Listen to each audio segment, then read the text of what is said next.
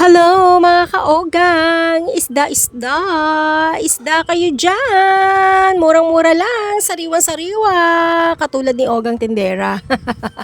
Ayan mga kaogang, yan po ang ating uulamin today. Oh. Ating pong lunch hanggang dinner. Yan po ay galunggong or Gigi. Ayan, Gigi kung tawagin. Ano?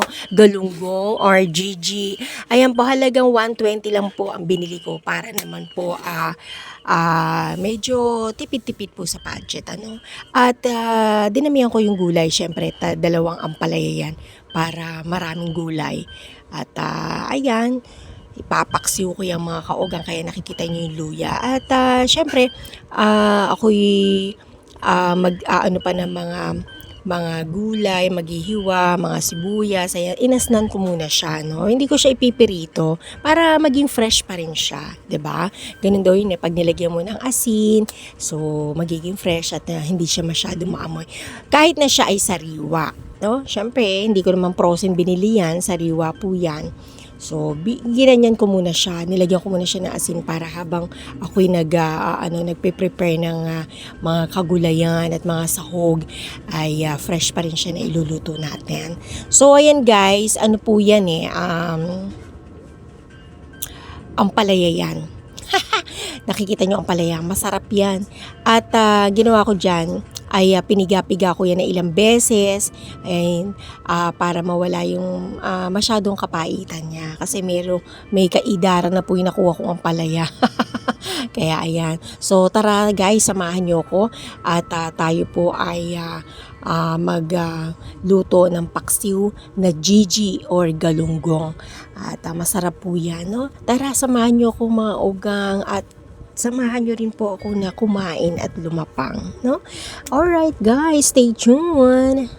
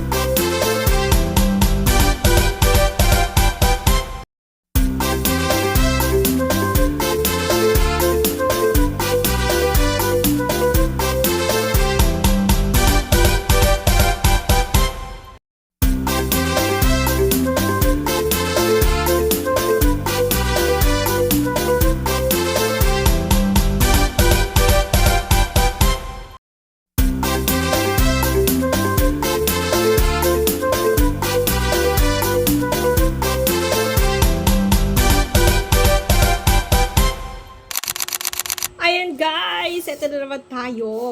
Kakain na naman tayo. Ayan. Sige, kain lang tayo na kain. Nagluto ko paksiw, di ba? Syempre, magsasaling na lang tayo ng tubig. Para konti lang yung kakainin ko ng kanin. Miss Elves, kain tayo.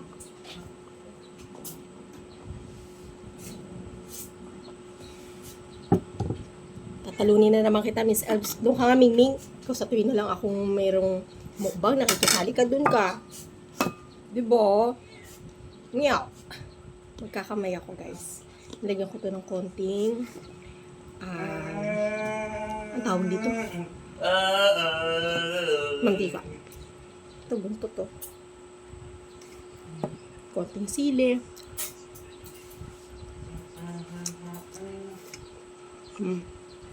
Hindi masyado mapait yung palaya. Diba? Sakto lang siya, guys. Sili. Kailangan lagi kang kakain ng sili para mabuhayan ka. Mabuhayan ka ba ng dugo? Konting spicy. Para yung mga natutulog mong nerve magising.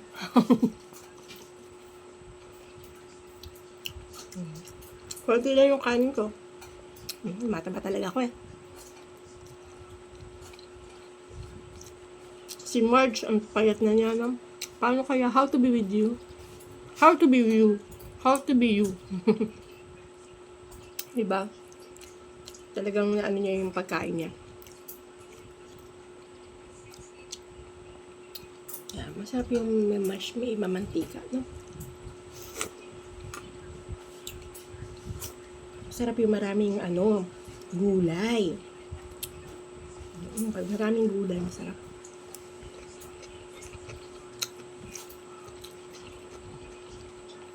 Sakto lang.